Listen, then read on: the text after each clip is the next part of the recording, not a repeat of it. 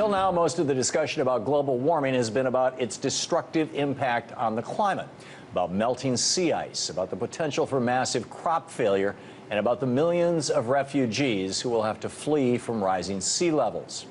And while these things are terrifying in their own right, no one, except for a small group of people in the scientific community, has been recently talking much about the E word, extinction.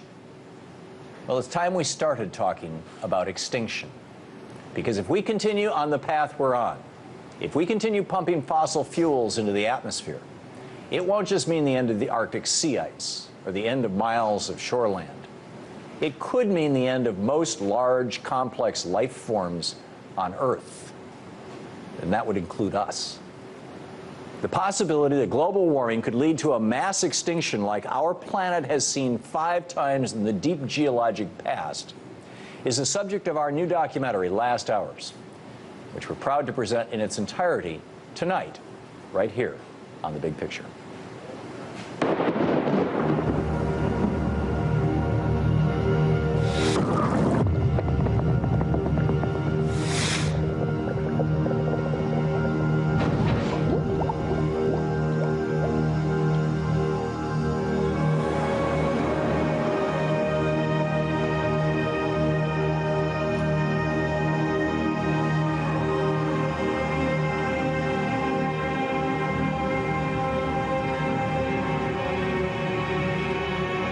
Consider this, nearly all life on Earth could go extinct because of man-made climate change.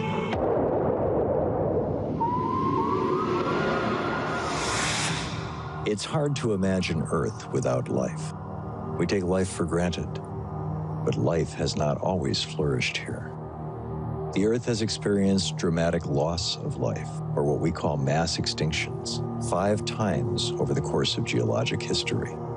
Each one of these events has resulted in the loss of more than half of all life on Earth.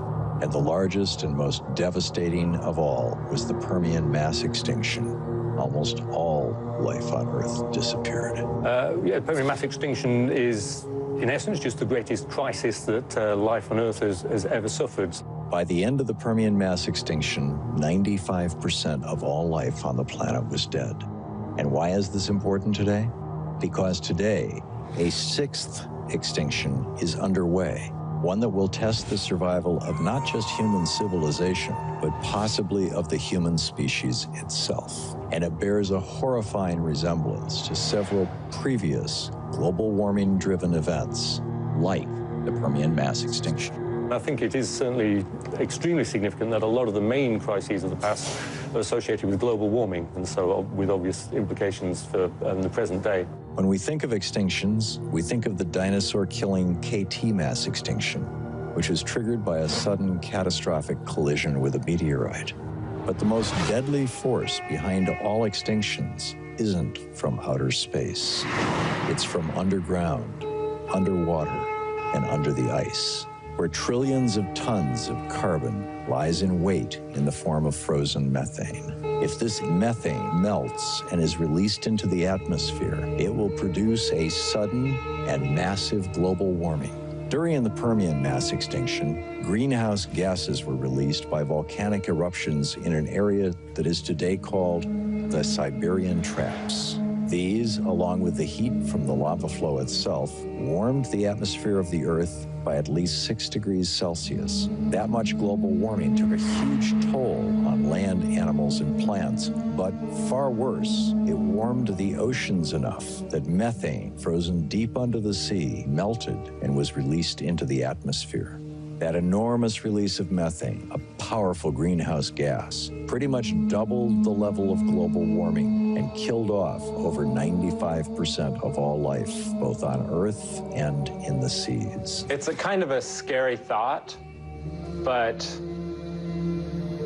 maybe one of the best geological analogs for the kinds of rapid changes in climate and CO2 in the atmosphere that we're going to witness now and for the next few centuries, potentially, is this end Permian time when, as you know, that culminated in one of the largest mass extinctions that we know of. And of course, looking at these ancient events shows us times of global warming. And the atmosphere doesn't care whether the carbon dioxide comes from human activity or from a volcano. It has the same end effects. The numbers are very similar from some of the giant lava flows in Siberia. The amount of carbon dioxide they release is very similar to the sort of fossil fuel burning carbon dioxide release that we're doing sort of decade after decade today. Today, carbon dioxide in the atmosphere is above 400 parts per million, a level not seen any time in the history of human life on Earth. We are increasing CO2 levels in the atmosphere at rates far greater than any of the most rapid events that happened in the deep geological past. There is no precedent for what we are doing to the atmosphere. It is an uncontrolled experiment. As you warm the environment, that causes the release of more carbon, which is either methane or carbon dioxide, into the atmosphere. That in turn increases the rate of warming, which releases even more carbon. And you can see how this begins to cause a so-called positive feedback, or just an ever-increasing amount of heating. At the end of 2012, the World Bank issued a report warning governments around the world that a 5-degree temperature increase is likely unless drastic action is taken to curb carbon emissions. And a 6-degree increase was, according to some scientists, all it took to pass a tipping point during the Permian mass extinction. There's a virtual scientific consensus that 6 degrees was all it took to initiate the PETM. In both cases, it involved massive releases of methane. We know that in the bottom of the seafloor, large parts of the ocean margins have methane in a solid phase. And what happens is that when you change the temperature, it can dissociate, or you can think of it as melting this frozen methane phase. And so the idea is that during some of these events, we have some triggering or initial cause that forces the ocean temperatures to warm, especially in deep parts of the ocean. And then that dissociates or melts this solid methane phase, which then goes into gas, which can get into the ocean and the atmosphere. Methane is way worse than carbon dioxide. It's inert right now in the soil. It's not affecting anybody in any way. When you warm it and it becomes a gas, then it starts acting immediately as a greenhouse gas. So this is an immediate and very short-term threat to planetary civilization. The risk is so-called runaway greenhouse, which is the self-correcting mechanism cease to kick in, and you heat by a little bit, and you release methane. That then causes excess heating, and you release more methane, and so it goes on. That's probably the biggest issue that we face. Sea level change is a big one, too, a very expensive one to manage, but the methane release from the tundra, once that gets underway, we reach a point where we lose the option of having an effective mitigation strategy. We can always abandon coastlines, but if we activate enough of the carbon reservoir in the terrestrial biosphere, that becomes unmanageable. So that's unfortunately kind of a doomsday scenario that our trajectory is pointed to. Most disconcerting, the Arctic ice sheet that keeps the carbon stable is melting rapidly.